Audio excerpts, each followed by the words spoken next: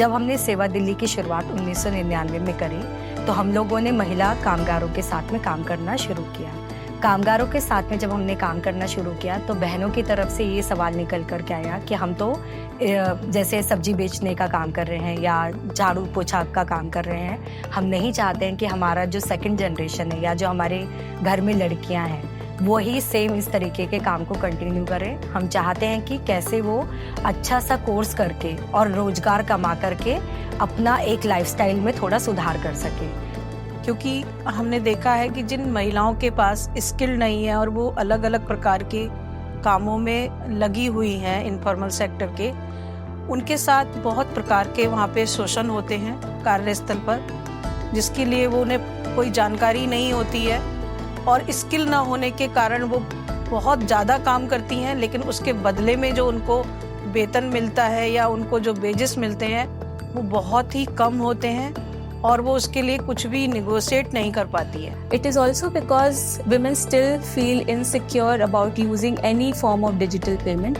उनको ऐसा लगता है कि डिजिटल ट्रांजैक्शन करना या फिर बैंक अकाउंट होना या फिर बैंक को खुद से हैंडल करना ये उनके लिए नहीं बना है। उनके घर पे जो उनके बेटे हैं या फिर उनके पति हैं या फिर और भी कोई मेल मेंबर है उनके घर में, वो इन चीज़ों को संभालेगा और वो ही ट्रांजैक्शंस भी करेगा।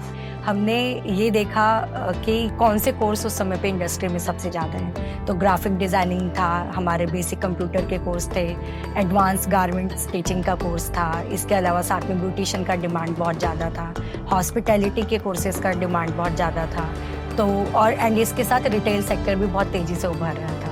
सेवा दिल्ली में करेंटली हम 2 ट्रेनिंग प्रोग्राम से फोकस कर रहे हैं। पहला है जो बहनें हैं वो किसी ना किसी ट्रेडिशनल प्रैक्टिसेस में जुड़ी हुई है, जैसे कि सिलाई, कढ़ाई, बुनाई।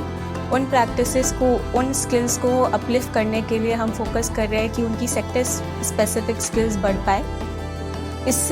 इसको करने के लिए हम बेसिकली इनको 3 या 6 महीने के ट्रेनिंग प्रोग्राम में जोड़ते हैं, जो कि एडवांस स्टिचिंग या टेलरिंग का होता है। इसमें जुड़ने का एक कारण ये भी है कि वो अपनी जो एग्जिस्टिंग स्किल्स हैं उसको वो बढ़ा पाए, तो वो अपने एम्प्लॉयर्स या अपनी जो कस्टमर्स हैं उनके साथ वो बेहतर वेजेस और बेहतर इनकम के लिए नेगोशिएट कर पाए। दूसरा, हम यूथ गर्ल्स के साथ इंटरवेंशन करने की कोशिश कर रहे हैं, जहाँ पे जो भी समुदाय की लड़कियां हैं, यूथ गर्ल्स हैं जो कि 18 से 30 साल के बीच में, या फिर जो 10th और 12th पास है, मेजरली हम उनको आइडेंटिफाई करते हैं, उनको मोबिलाइज करते हैं और 3 मंथ्स के जॉब रेडीनेस ट्रेनिंग प्रोग्राम में उनको जोड़ते हैं। इस प्रोग्राम को करने का एक उद्देश्य है कि यूथ गर्ल्स कम्युनिटी से बाहर निकले, वो अपनी स्किल्स को बढ़ाएं और वो फॉर्मल सेक्टर वर्कफोर्स में एंटर कर पाए। तो अभी जो हमारा करंट मॉडल है सेवा यूथ रिसोर्स सेंटर का, वो बेसिकली ये है कि हमारे हर एक केंद्र में सेवा शक्ति केंद्र होता है। हर एक क्षेत्र में सेवा शक्ति केंद्र में हमारा SYRC होता है, सेवा यूथ रिसोर्स सेंटर। सेवा यूथ रिसोर्स सेंटर में हमारे पास एक फैसिलिटेटर और एक मोबिलाइजर होते हैं, जिनका मुख्य कार्य होता है कि वो एरिया में जाएं, लोगों को डोर टू डोर मोबिलाइज करें कि इंडस्ट्री का क्या डिमांड है। जैसे हमको अगर रिटेल कोर्स का अगर हम बात करें जो आजकल ट्रेंड में है, तो रिटेल कोर्सेज का पूरा एक खाका हमने तैयार किया, हमारे खुद के मॉड्यूल तैयार हैं। हम डोर टू डोर जाके मोबिलाइज करते हैं, ग्रुप में मोबिलाइज करते हैं, मास अवेयरनेस करते हैं एंड देन उसके बाद ट्रेनिंग्स का इनरोलमेंट लेते हैं। इनरोलमेंट में हमारी कुछ 2 से 3 महीने का क्लास है। उस 2 से 3 महीने की क्लास में कुछ हमारे सेक्टर हैं जो बेसिक कंप्यूटर को कवर करते हैं, कुछ हमारे डेमोन्स्ट्रेशन की, अगर आप सेल्स एग्जीक्यूटिव के तौर पे काम करते हैं तो उसमें आपको क्या जानकारी होना चाहिए। ये पढ़ाने के बाद हम उनको थोड़ा मार्केट इंडस्ट्री का विजिट कराते हैं।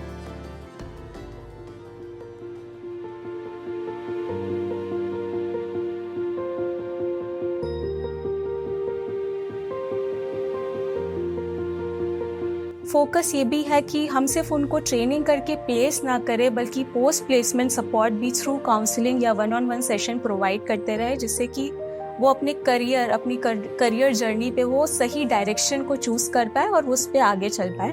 उसके लिए हमारे जो सेवा के ट्रेनर्स हैं वो फोकस कर रहे हैं कि उनकी basic spoken English, computer literacy, personality development और वो जॉब इंटरव्यू के लिए प्रिपेयर हो पाए।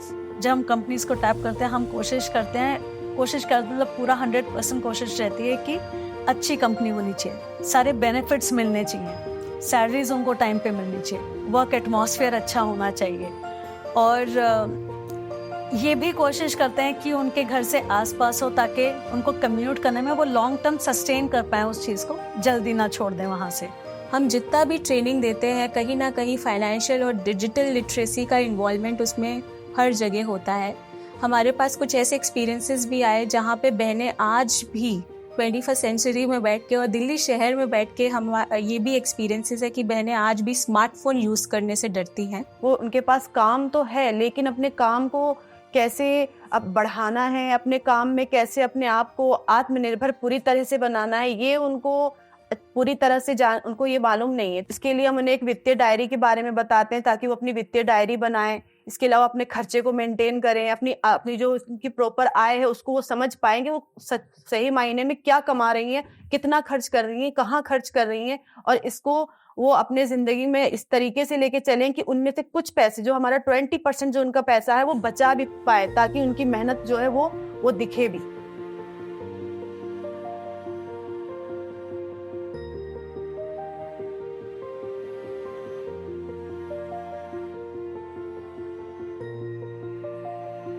देखिए, अगर हम चुनौती की बात करें तो चुनौती फील्ड वर्क में तो आती है। जब हम उनसे मोबिलाइजेशन करते हैं तो कहीं पर बहनों का रिएक्शन बहुत अच्छा होता है, कहीं पर नहीं होता है।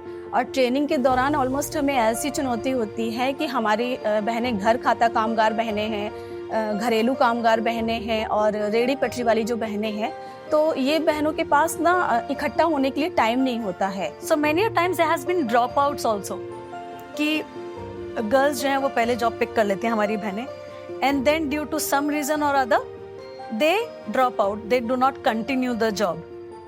सो but then it is our process then that we still stay remain in connect. वो नहीं तो हम दूसरी जगह पे उनको करवाते हैं which is better suited to them. बहुत सारे एक्सपीरियंसेस में हमने देखा है कि आज भी बहनें ऐसी हैं, कुछ बहनें ऐसी हैं जो स्मार्टफोन को यूज़ करने से डरती हैं, या फिर वो गूगल पे या फिर एटीएम जाके कैश विड्रॉ करने से डरती है। उनको ऐसा लगता है कि अगर हम एटीएम जाएंगे तो हमारे पैसे कहीं गायब हो जाएंगे या फिर एटीएम में फंस जाएंगे और बाहर नहीं निकले तब हम क्या करेंगे। मतलब उनकी अभी भी ये सोच है कि ये चीज़ें हमारे लिए फालतू हैं, ये हमें नहीं सीखना है। लेकिन जब हम उनको ये ट्रेनिंग दे देते हैं, इन सब चीज़ों के बारे में समझा देते हैं, तो हाँ जागरूक होती हैं कि हाँ ये मतलब हमारे जीवन के लिए क्यों आवश्यक है।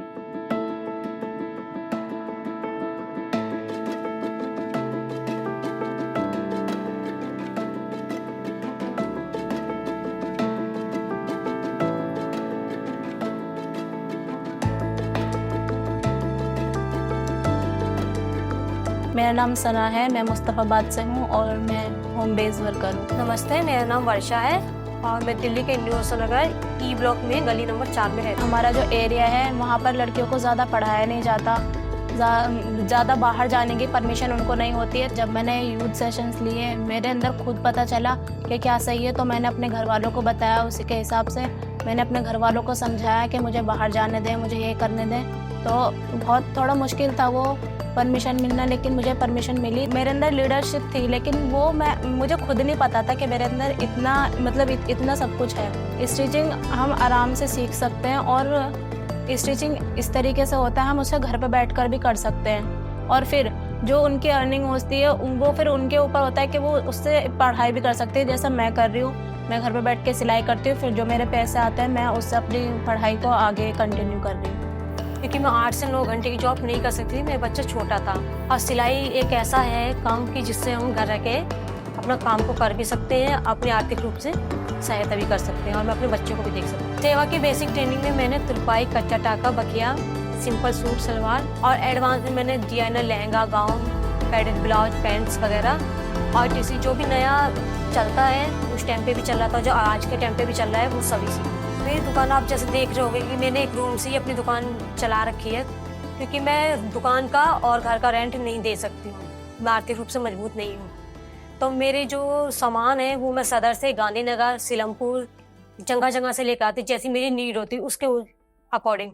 और जो मेरे कस्टमर हैं वो फरीदाबाद, त्रिमूर्ति, गाजियाबाद, दूर दूर के आते हैं। मेरे को तो कंप्यूटर का बेसिक चीज़ आती थी, पूरी नॉलेज नहीं थी बेसिक, पर मैंने कंप्यूटर पे आके मैंने बहुत कुछ सीखा जो मुझे पता नहीं था। मैंने और क्या कहते हैं, मैंने इंग्लिश स्पीकिंग भी अच्छे से की, लोगों से कैसे बात कर सकते हैं। मेरे को ज़्यादा करके मैं कांटेक्ट नहीं कर पाती थी, आइस कांटेक्ट, तो मेरी कीर्ति दी ने मेरे को कांटेक्ट सिखाया, कैसे बात करते हैं, नर्वस कैसे क्लियर करते हैं। जो मैंने यहाँ सीखा है वो वहाँ मुझे बहुत काम आता है। लोगों से कैसे कांटेक्ट करते हैं, क्योंकि मैं ज़्यादा करके काउंटर पे खड़ी हूँ, मैं लोगों से कस्टमर से ऑर्डर लेती हूँ, तो वहाँ तो लड़कियों को बोलना ज़्यादा होता है। तो मैं पहले तो मैं डरती थी, वहाँ पे मैं अपने मैनेजर को खड़ा करती थी अपने साथ। और कहीं हम ढूंढने समय इससे जॉब नहीं मिलती, जो हमें मैकडोनल्ड्स चाहे कोई सेल चाहे कहीं भी हमें जॉब यहीं से सेवा से प्राप्त हुई।